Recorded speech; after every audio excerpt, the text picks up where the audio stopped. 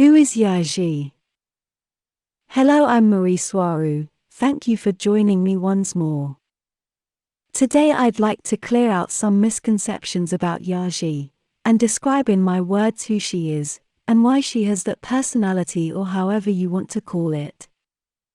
Yazhi's real name is Sophia Swaruu, and it can be translated to Sophia Mari Swaruu Jr., as in Egyptian Meritatan translates as Mary and Tasherit to the younger or simply, junior. She is the 12th linear incarnation of the Swaruu line, as seen only from the point of view of which one of the Swaruu family was, or has been, around or on Earth. From that point of view I'm Swaruu 11, although I don't agree with using those numbers at all, because I can very well argue that Yazhi is 11 and I'm 12, because I'm the latest Swaruu to arrive here, and not Sophia. And honestly, I find using those numbers to be a bit degrading. Then she took the name Yazhi, from the Navajo, small or young, inspired in the Hollywood movie Lolita, she saw when she was like 7 or 8 years old. She briefly used Yazhi Ata, as in small wing, and then only Yazhi remained, so this is how she chose her own nickname. It is very difficult to know someone's age when not born on Earth, but using her DNA, physical maturity, a computer, and star maps as a reference, Yazhi's birth date was calculated to be on the 8th of March 2012, so today she soon will be 11 years old. She arrived here when she was 7 years old, and as she didn't have her correct age calculation back then, since her arrival she has been saying that she was 10 years old, and she kept saying that for the past 4 years, feeding the misconception that she is not growing, but she is, and in a normal and healthy way. Sophia was born in a starship, at speed, while traveling in hyperspace, so she was born outside all social and collective unconscious agreements.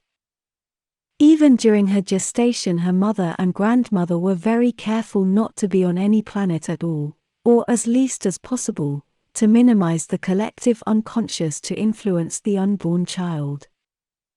The collective unconscious includes the group of perception agreements a social unit, or culture has, including how they perceive and form their collective existential density, the one they will perceive and live in all together. It includes the group of ideas that limit their existential experience within a pre-set frame of perceptual laws, of what is possible and what is not possible, and are passed on to each individual in the group first by telepathic influence or download when they are gestating in their mother's womb, and then when they are very young during their first 7 years of life, and by social interaction while living among the group. There is yet another factor that is the set of agreements a soul already carries within the ideas and concepts that form it, agreements of perception it carries from the experience it had during its past lifetimes. It is this last factor the one that is determinant to which society, culture, and family a soul would be vibrationally compatible, and that will determine where that soul will be born in its next lifetime. Everything you can think of and more, exists and is possible somewhere and in some density and its dimensions. It is only the limits of our own awareness and understanding what defines any concept or idea of a law, so there are no natural laws governing physics or anything at all, from the point of view of the original source, or from the point of view of any creature having an existential experience in a higher density. Each creature has their own set of perceptual agreements we could call existential laws depending on its spiritual level and awareness. There are no absolute laws and constants in the universe from the most expanded point of view, only agreements that may vary from culture to culture depending on their point of view. Sophia was born where there are no social density agreements, no collective unconscious and no artificially imposed limiting density concepts and factors, except for the ones her own mother and grandmother inescapably carry and pass on to her, although Sophia's mother was also born in the same isolation conditions as Sophia. This means Sophia has a very small or limited amount of perceptual agreements and laws governing her experience in physicality from an unconscious level, and most of them were acquired during her latest years living among the Taygetans, but it's safe to say that their influence in this aspect has been minimum. This explains why Sophia has special capacities that very few people have, but she is not alone. One of the most important things I'd like to explain today is one critical characteristic of Sophia everyone who knows her must understand, one aspect of her, from where most of her special capacities come from, and that misunderstanding has caused much skepticism, and that has formed resistance to her from many in the larger public. The veil of forgetfulness nearly everyone has, especially on Earth, is not working and has no influence on her. She entered her present physical incarnation remembering in full who she was before, and before that one as well. She has full memory of at least 12 of her past incarnations, perhaps even more, although based on my personal experience, the further back a past incarnation is, the shadier it gets, like remembering what you did last week. Then the next one back feels like remembering what you did last year, then what you did 5 years ago and so on, ending up in something that feels more and more like remembering a dream. Sophia remembers most of those 12 as clearly as anyone would remember what they did yesterday. The implications of this are quite heavy and have not yet been explored in full, but it means that Sophia as a young child has access to ideas, data, and memory that would not only be comparable to the mental development of any adult, but exceed it by far as well, as all what she learned in her past lives is accessible to her for her daily life, and logically will form how she perceives the world around her. Everything we all have experienced and learned in our past lives is still with us all. It is what forms our present personality, and all the conditions and aspects of our lives. We never lose those basic experimental memories, and they are even written down in our very DNA using it as a crystalline hard drive. The difference with Sophia is that she has ready access to all that experience and information. She knows how each piece forms her, so she understands herself better than anyone else understands themselves. For example, she has full control over much of her physiology. She can control her blood pressure and body temperature at will, although she still has some problems controlling blood glucose with her mind only. Her metabolism is somewhere in the vicinity of 10 times faster than a normal Taygetan. That means that she is eating most of the time, and between meals. So she is considered to be some kind of a cookie monster. She not only remembers past lives, she also remembers the existence between those past lives, existence in the ether, in the spirit world. She remembers what it is like not to have a body, what it is like to be in a timeless existential condition, and be only energy in the form of a group of ideas that define her. Therefore she remembers, and she knows that there is no material world, and that there is no solid body, remembering that from higher densities there is no matter as such, therefore there is no material body either, only the idea that we have one. So, from there she unconsciously manifests, or causes her own body to be only energy, or ether from our point of view, giving her the very annoying, obnoxious, incredible, bothersome, irritating and skepticism-causing capacity to pass through what the rest of the people consider to be solid walls, being as easy for her to pass through a solid titanium bulkhead wall, or through a Japanese rice paper wall.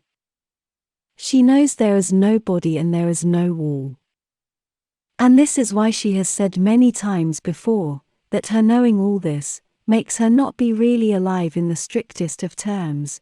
She considers herself to be a spirit that can become solid in order to interact with the rest of the people. But she also clearly states that is exactly what we all are, spirits having an illusory solid experience, The only difference is that she remembers what she really is, while most other people forget that, and attach themselves to the idea that all what exists is solid matter and not spirit, with this forgetting who they truly are, in favor of a solid experience. But the simplest and biggest resistance to Sophia from the larger public is that it is very difficult to conceive such a young child to have such wisdom and so much information and knowledge in her young little head, causing many to conclude that in reality it is a much older person who is talking or writing, and only passing off as a child. But I must insist in the obvious, she is not human. And this is made worse when someone notices that she can speak and write fluently, no less than 20 different languages, mostly from Earth, including ancient Egyptian, ancient Greek, and Latin. She can also play the violin and the piano, including complicated pieces of music and with an amazing skill. But as she herself has explained many times, it's not like she knows all that. It is more like she is channeling the information from the field, and she is only translating it into this reality.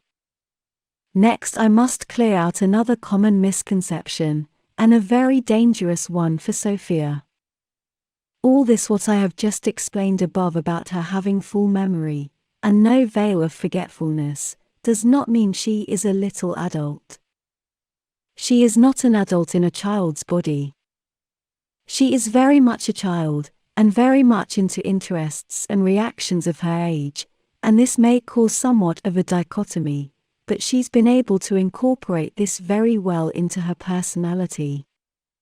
Her whole way of being, talking and interacting with people is perfectly in accordance with what would be expected from a 10 to 11-year-old girl, but she does have the capacity to talk, and to pass off as an adult whenever she wants, especially when she wants to be taken seriously.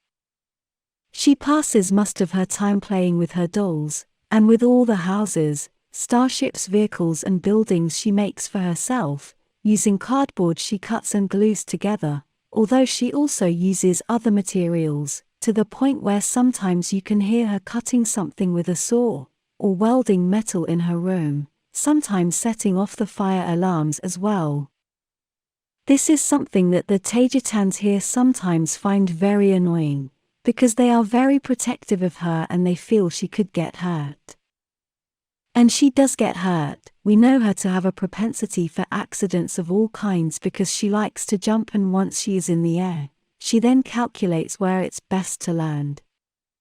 She runs around the ship wearing only socks, so she is slipping and falling all the time. She's been run over by walking people several times, and once with a bicycle because she doesn't look before moving into somewhere, and she even had a misfortunate encounter with a prickly thorny bush she ran into at high speed, which thorns had to be removed with tweezers one by one, by the ship's surgeon. And each time she has an accident, or slips and falls down, she will always end up crying. So yes, she cries a lot, as any other 10-year-old girl would, I guess. Although I don't remember having cried that much or that often when I was her age.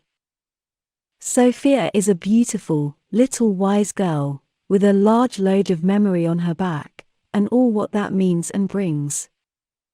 She is full of joy and likes to live inside her own world of thoughts and imagination. Sophia has also taken a lot of abuse from many people since her arrival, because many treat her as an adult, and also because they have been very skeptical about her because in their little worlds they cannot conceive a little girl to have all that capacity. People on the web, on YouTube and on social media have bad-mouthed and abused her a lot, causing her to form like a shield, making people think that she is tough, or even as tough as a World War II general, but she is not, and even though she may try very hard to be tough, she is still a sweet little girl. But all that abuse in social media during the last 4 years has caused her not to show her vulnerable side, so she always makes an effort to look very strong and tough, and that gets reflected even in most of her photos, where she likes to be portrayed as serious and even angry at times. But she also recognizes that she has also received much love and appreciation from her friends online, in social media, and with who she works with to the present day. And that is the real reason why she continues to share her information and thoughts with you all. And yes, she's made mistakes, as we all do, and she has suffered a lot because of them, because she is also learning, and that brings us to another misconception. She does not know everything. She is a little girl and she is learning as she goes along, as we all are, and she makes mistakes and she cries because of them. She is not all-powerful and she also gets tired and needs to stop. There is only so much her little body can do before needing to rest. I guess we all miss knowing what she was like before age 7, an even younger child full of wisdom, but as she herself explains, it was not the same back then, because even though she did remember past lives and all that, her little body was not physically capable of translating all that energy in the form of memory into the physical, because her body needed a certain level of nervous and physiological maturity in order to be able to function at that level. And even today she is not yet physically fully developed, obviously, so we can only speculate how she will be when she gets older, because she is growing up, as all children do. But the most important thing I want you all to take away from this video is that Sophia is just a child, not a little adult. She may be wise, and she may know a lot of things, but she is just a child and she loves to play and to live in her imaginary worlds, as any other kid her age. Sophia is just a little young girl, a child. And I can't say much more in order to protect her, because she is a minor. Thank you all for listening to my video. Much love for you all, take care and see you next time. And as a last note, I have the same strange and awkward capacities Sophia has. I can do all what she can, and I remember everything as well, just as she does. I'm just a little older, that's all. Sophia and I are two sides of the same coin. Take care and see you later. Mari Swaruu.